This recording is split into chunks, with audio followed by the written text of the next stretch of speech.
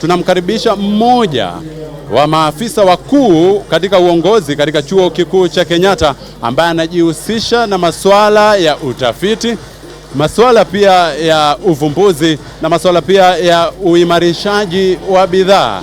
Nazungumza naye Professor Richard Oduor. Thank you very much, Professor Richard Oduor, for making time to speak to us today. My pleasure. Thank you so much. What can you say is the general mood of today's graduation? One would imagine that with rains, people will be a little gloomy. But what I'm seeing here is something else. Even with the rains, the faces of those graduating and even the guardians are really, really excited and elated. This is one thing that I really find very interesting. Thank you very much, Professor. Kindly tell us what informed the choice for today's theme. Well, today's theme is very interesting because it's about scaling, research and education for sustainable development. What that means is that we are living at a point and at a time when many of the things that we have in this world need to be sustained. And we are living at a time when we are having climate change. And that means a lot of things that were previously sustainable are no longer sustainable. That then calls for a lot of research, a lot of education, innovation, so that we have a world that is sustainable. And that is actually what guided the whole thinking, that the times are changing and we need a lot more just beyond research. We need a lot more than education, because the whole thing, and even if you look at the SDG, the Sustainable Development Goals, a lot more is actually geared towards sustainability. Sasa umetaja swala zuri sana kuhusiana na elimu na utafiti na jinsi gani tutaimarisha ili kubadilisha maisha.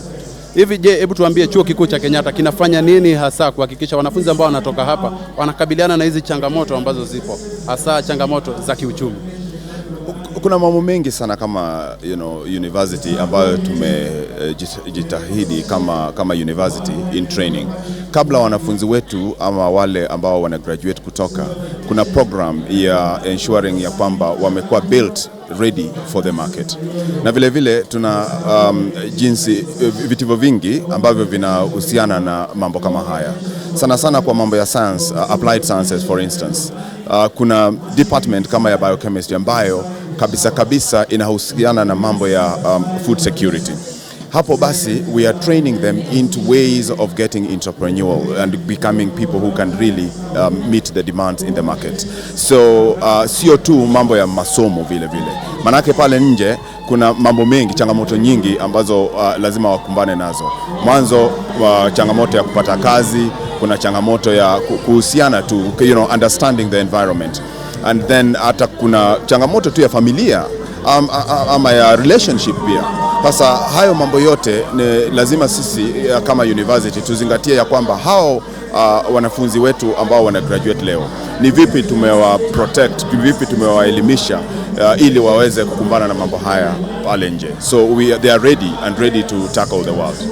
Umeongea swala zuri sana hapo mwanzo katika utangulizi wako. You are talking about climate change, mabadiliko ya tabia nchi.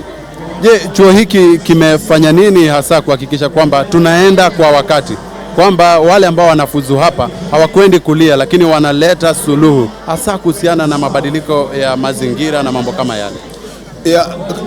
Chuo chetu hapa kama Kenyatta University tunaangazia mambo haya ya tabia nchi kwa njia nyingi. Mwanzo kwa mambo ya utafiti. Kwa mfano kuna research nyingi sana hapa university ambazo zinahusiana na mambo ya climate change. Hasa kwa mfano ningetaja tu, kuna Professor Runo mfano ambaye anashughulikia mambo ya weeds, striga weed. Na hapo tumepata hela karibu 3.8 million USD. Hiyo ni karibu milioni 500 zaidi ya pesa za Kenya ya kufanya utafiti huu kwa miaka mitatu tu. Halafu vile vile kuna wale ambao wanashughulikia mambo kama ya kwa mfano health, tulipata hivi majuzi tulipata milioni 12.8. Hivyo ni karibu 2 billion Kenya shillings. Na hapo we were funded by USAID. Hapo mambo haya hasa yalikuwa ni mambo ambayo yanashughulikia na mambo ya equity kwa health na resource optimization. Hapo vile vile ni mambo ya kuangalia ya kwamba kaunti zote ambazo tunaelewa kuna ugatuzi sawa, lakini kuna mambo ya systems, health systems, na inashughulikia pia waguzi na madaktari na system nzima tu. So tukiangalia sisi kama wanasayansi, na haswa mimi kama division yetu inashughulikia mambo ya ubunifu, mambo ya utafiti na even outreach kidogo hapa na pale.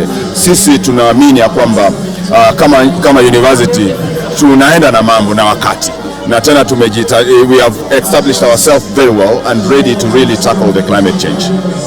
Asante sana Profesa.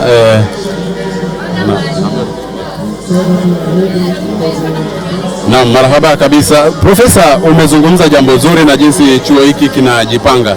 Najua umeona muziki, mahadhi ya muziki sasa yameanza kupanda, inamaanisha hivi karibuni wewe utakuwa unapita hapa. Hebu nakupa dakika kiduchu ututolee kauli ya mwisho ukimaliza, ili tukuruhusu uendelee na shughuli. Nashukuru sana. Mwanzo kabisa ni kuwapongeza wale ambao wamefuzu leo, and congratulations to our graduates. We really feel very proud that you are among us and you gave us the opportunity to train you. But more importantly, also to thank the university for giving them the environment to participate and involve and get trained, and also the parents and the guardians. They are very critical because they wouldn't have been here without that kind of support. Holistically, we wish you well, Merry Christmas and Happy New Year. Asante sana. Tunakutakia kila laheri. Umezungumza vizuri, ulisema nisikurushie Kiswahili hapa na pale, na kumbe umetesa kweli. Kumbe ni mdomo chako. Asante sana. Haya, shukran jazilan. Huyo ni Profesa Richard Oduor ambaye ni msajili wa masuala ya uvumbuzi, masuala ya utafiti na masuala ya utengenezaji ama uimarishaji wa bidhaa. Amesema jinsi chuo hiki kinavyojipanga, kinavyosonga mbele kuenda kwa wakati, kuhakikisha kwamba mabadiliko ya tabia nchi hayasumbui sana nchi, lakini wanakaa maabarani kuleta suluhu ya matatizo ambayo yanawakumba hawa wa Kenya na kote duniani.